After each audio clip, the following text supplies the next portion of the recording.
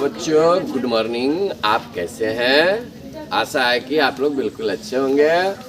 मैं आप लोगों के साथ जो है आज जो बात शेयर कर रहा हूँ वह आपके परीक्षा के दृष्टिकोण से बिल्कुल जो है इम्पोर्टेंट है, क्योंकि आप अगर 2022 में 10 की परीक्षा देने जा रहे हो या 12वीं की परीक्षा देने जा रहे हो, दोनों परीक्षाओं के लिए यह बातचीत जो है काफ़ी आवश्यक है। और आपको यह बात तब समझ में आएगी जब आप इस पूरी वीडियो को देखेंगे। आज मैं जो बात कर रहा हूँ वह हर वर्ष जो है परीक्षा में पूछी जाती है, जिसमें यह पूछा जाता है कि एक आवेदन लिखें, या तो अपने प्रधानाचार्य के पास लिखें या तो आप जो है बैंक के मैनेजर के पास लिखे या तो है नगर निगम के पास लिखे। मतलब एक तो निश्चित ही आवेदन आपको लिखने के लिए परीक्षा में 5 नंबर के प्रश्न पूछे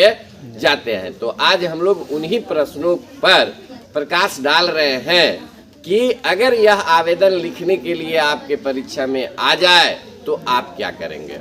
चलिए हम लोग शुरू करते हैं कि अगर परीक्षा में हमसे पूछता है कि एक आवेदन लिखिए, नहीं तो यह निर्भर करता है कि परीक्षा में पूछा गया प्रश्न है क्या, यह आवेदन किसके पास लिखना है। तो मैं बताता हूं आपको कि अगर परीक्षा में पूछता है कि आवेदन लिखिए तो मैं इसमें प्रधानाचार्य को रख करके आवेदन लिख रहा हूं। लेकिन अगर आपके परीक्षा में पूछेगा कि नहीं बैंक मैनेजर के पास लिखिए, तो केवल इसमें नाम चेंजिंग होता है, मैटर चेंजिंग होती है, बाकी लिखने का तरीका जो है यही रहता है। जैसे मैंने आपको समझाने के लिए एक यहाँ दिया है कि अपने कॉलेज के प्रधानाचार्य को एक आवेदन पत्र लिखे। नहीं, मैंने मैटर जानबूझ करके यहाँ छोड़ दिया है, क्योंकि मैटर कुछ भी हो सकता है।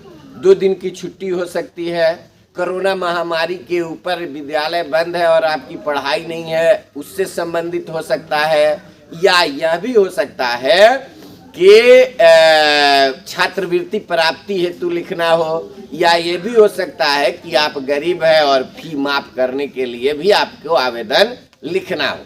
तो मैं आपको यह रटने वाली बात नहीं बता रहा हूँ, मैं आपको यह सिखा रहा हूँ कि आपको कोई भी अगर आवेदन लिखना हो तो आप किस तरह से लिखोगे।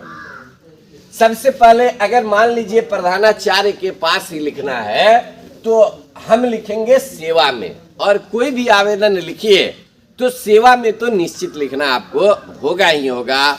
उसके नीचे आपको जो है ये देख रहे हैं ना, एक कोमा लगाना है। क्या करना है? कोमा लगाना है। उसके बाद आपको लिखना है, अब जिसके पास लिखना हो, मैंने लिखा है प्रधानाचार्य के बारे में, तो यहाँ लिखा श्रीमान प्रधानाचार्य महोदय। नहीं, अगर आपको लिखना है बैंक मैनेजर के पास तो आप यहाँ लिखेंगे श्रीमान शाखा प्रबंधक महोदय, श्रीमान शाखा प्रबंधक महोदय। आपको अगर लिखना है नगर निगम के पास, नहीं तो यहाँ जो है जिसके पास आपको लिखना है श्रीमान के साथ आपको वही क्या करना है, जोड़ देना है। श्रीमान के साथ आपको वही जोड़ देना है। दूसरी बात, अब यह कहाँ लिखा गया है, नहीं अब स्कूल में लिख रहे हैं तो स्कूल का नाम होगा, अगर बैंक में लिख रहे हैं बैंक के मैनेजर के पास तो वह बैंक कहाँ स्थित है, उसका ब्रांच कहाँ है, उसका नाम यहाँ लिखते हैं, और उसके बाद वह जिस जगह पर स्थित है उस जगह का नाम लिख देते हैं। अब यहाँ भी आपको ध्यान देने वाली बात है कि यहाँ लिखने के बाद आपको जो है कोमा लगाना है। आपको क्या करना है? कोमा लगाना है। अब हो गया, अब वहाँ विषय डालना होता है। अब वहाँ क्या डालना होता है? विषय डालना होता है। विदाउट सब्जेक्ट जो है यह एप्लीकेशन क्या हो जाता है, गलत हो जाता है। तो यहाँ जो है मैं एक विषय रख लिया हूँ कि 2 दिनों की छुट्टी चाहिए। अगर आपको है कि छात्रवृत्ति माफ करवाना है, छात्रवृत्ति प्राप्त करना है, तो यहाँ आपको लिखना होगा कि छात्रवृत्ति के विषय में छात्रवृत्ति प्राप्त करने हेतु अगर बैंक में लिख रहे हैं और पासबुक खो गई है, नई पासबुक लेना है, तो यहाँ लिखना होगा नई पासबुक हेतु। अगर आपको एटीएम लेना है, आजकल तो जमाना बहुत एडवांस हो गया है, नहीं एटीएम है, दुनिया के किसी भी कोना में जाए उसको डाले और बटन दाबे पैसे निकाले और चलते बने, नहीं, इससे जान माल दोनों की सुरक्षा होती है।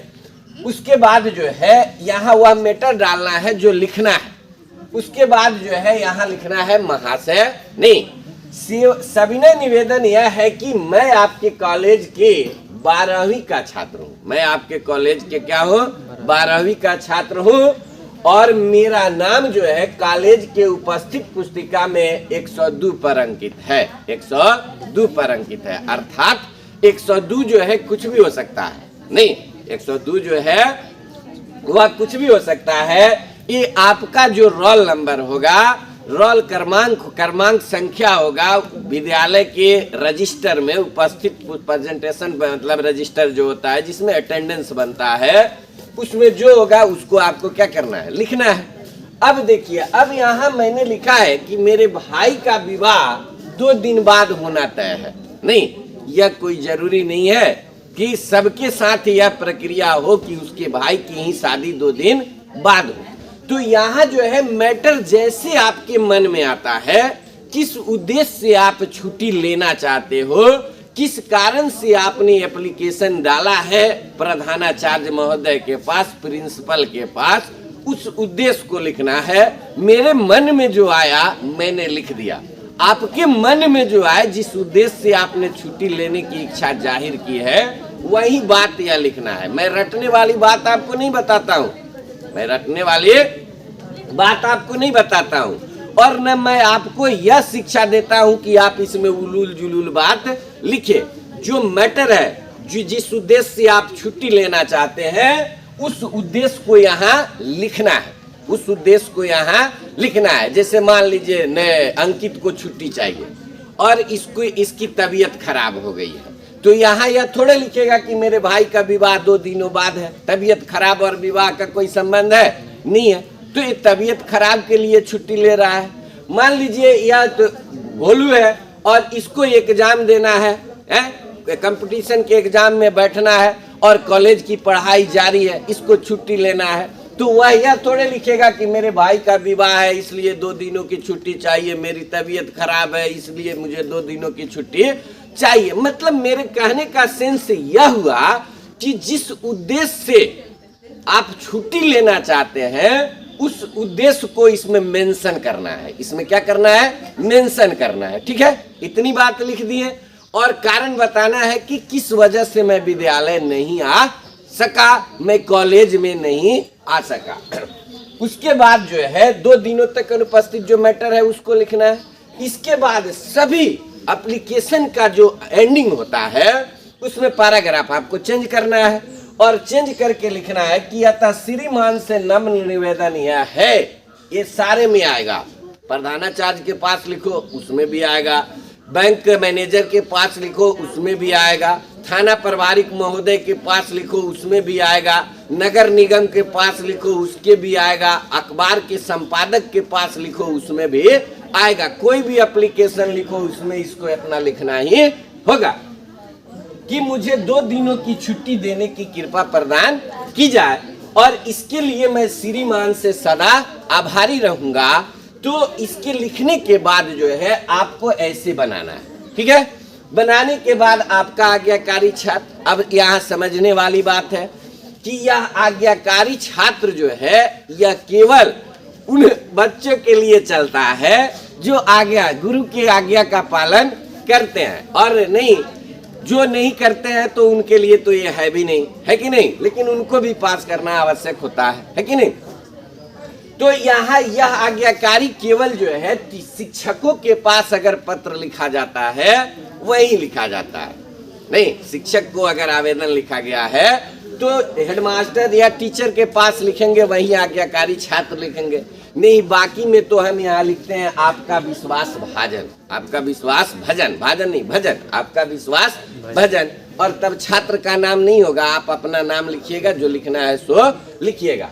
तो यहाँ आपका आज्ञाकारी छात्र नहीं, अब छात्र का नाम लिखिए, अब जो नाम हो वो लिखना है, और एग्जाम में नाम नहीं लिखे तो ही बेटर होगा। क ब स जो लिखना है लिख दीजिएगा, वर्ग लिख दीजिएगा और क्रमांक लिख लीजिएगा। इसके ठीक बाद जो है यहाँ दिनांक लिख करके इसको क्या करेंगे, पूरा कर लेंगे। अब इसके लिखने के तरीका में आपको यह देखना है ध्यान से कि कहाँ कहाँ कोमा लग रहा है, कहाँ कहाँ फुल स्टॉप लग रहा है और कहाँ कहाँ जो है बात बताई गई है। मुझे आशा है कि आप सभी को यह वीडियो जो है काफी मतलब जो है एग्जाम के दृष्टिकोण से काफी मदद करेगी।